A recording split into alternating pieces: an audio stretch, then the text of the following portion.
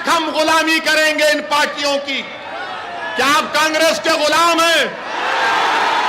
क्या आप मोदी से डरते हैं? तो फिर अगर भारत से मोहब्बत है आपको, भारत से मोहब्बत है आपको, तो फिर जब मोहब्बत है तो उठो नौजवानों, मुत्तहिदा तौर पर मजलिस को कामयाब करो अपने कैकोट से। अरे भाजपा वालों, सुनो मेरी बात को, अगर तुम में इतनी हिम्मत है तो चलो उस लद्दाख की सरजमीन पर जहां पर चीन की फौज भारत की जमीन पर कब्जा करके बैठी है। आप देखते हैं कि दिल्ली में अभी थोड़ी देर पहले एक ऑल्ट न्यूज के जुबैर को दिल्ली की पुलिस गिरफ्तार कर लेती है, झूठा केस लगाकर जुबैर को गिरफ्तार करती है। हम प्रधानमंत्री से डिमांड करते हैं कि जुबैर कहां है बताओ। हमको ये इत्तलात मिल रही है कि जुबैर को किसी गाड़ी में बिठा कर लेकर जाया जा रहा है। अगर जुबैर की जान को कुछ होगा तो इसकी जिम्मेदारी भाजपा और नरेंद्र मोदी की सरकार पर आयद होगी। कहां लेकर जा रहे हैं जुबैर को? क्या जुर्म है जुबैर का? जुबैर तो अगर मजलिस के नेता भी अगर गलत बोलते हैं तो जुबैर उसको भी तनकीद करता है। आप जुबैर को गाड़ी में बिठा कर गिरफ्तार कर लिए हैं। मैं अल्लाह से दुआ करता हूं कि परवरदिगार, जो जेल में मासूम लोग हैं चाहे किसी मजहब के हों, अल्लाह उनको इन जालिमों के जुल्म से निजात दिला दे। मेरे अजीज दोस्तों और बुजुर्गों, अपने हौसलों को बुलंद रखो नौजवानों, हिम्मत से काम करो, संविधान को इस्तेमाल करो, अमन से अपने काम को करो, जोश यकीनन बरकरार रखो, मगर होश के साथ अपने जोश को इस्तेमाल करो।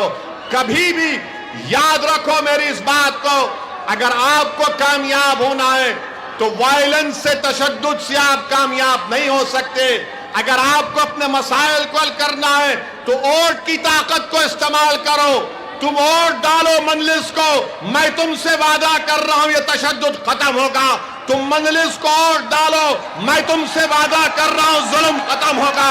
तुम वोट डालो मजलिस को, हम भारत को मजबूत करेंगे। तुम वोट डालो मजलिस को, हम एतमाद को और पैदा करेंगे भारत के संविधान में। मेरे अजीज दोस्तों और बुजुर्गों, मैं आपको ये बताने आया हूं कि आपको एक सियासी कुव्वत बनना है। आपको डरने और घबराने की जरूरत नहीं है। आपने बरसों से कांग्रेस पार्टी को वोट दिया। जो नौजवान अगर 2002 में पैदा हुआ उसने सिर्फ भाजपा की सरकार मध्य प्रदेश में देखी, मगर आज मजलिस इत्तेहादुल मुस्लिमीन की मुखालिफत में बराबर भाजपा भी है और कांग्रेस भी है। और कांग्रेस का हमेशा इल्जाम कि मजलिस इत्तेहादुल मुस्लिमीन वोट डिवाइड करती है।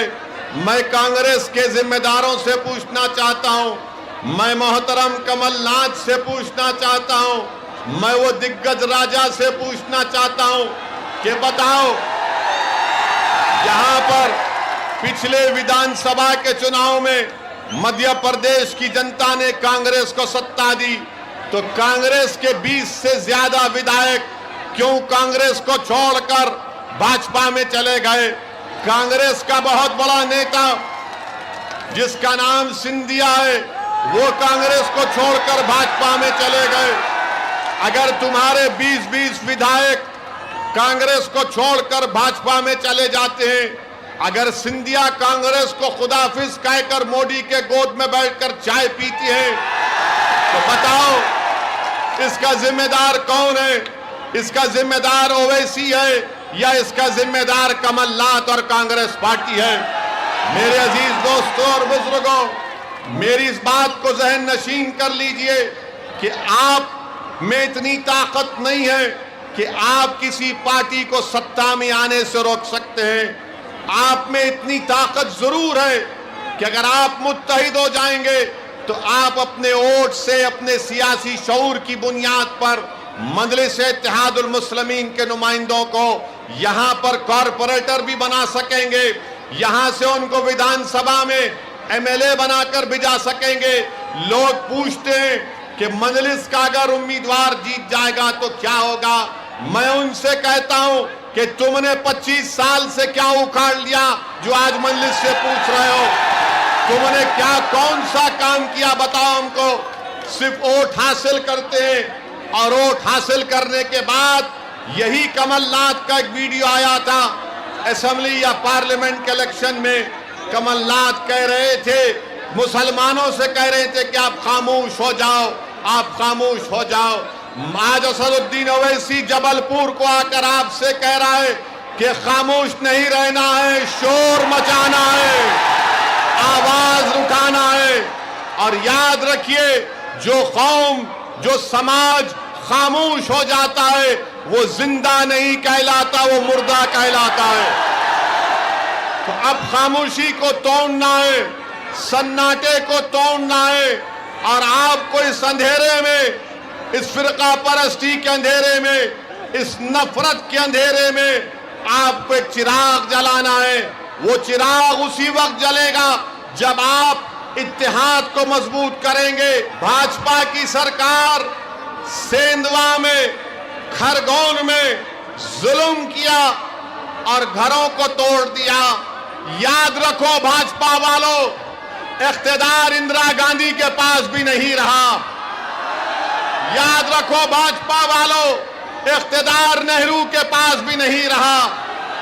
याद रखो भाजपा वालों, इख्तिदार मोदी के पास भी नहीं रहेगा इंशाअल्लाह ताला।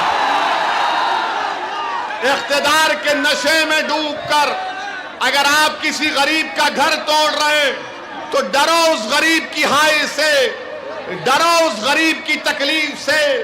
चाहे गरीब को हिंदू हो या मुसलमान हो, अगर सत्ता में बैठने वाले लोग सत्ता में डूबकर, अहंकार में डूबकर किसी गरीब का घर तोड़ते हैं तो वह गरीब जब रोता है तो अल्लाह की रहमत जोश में आती है।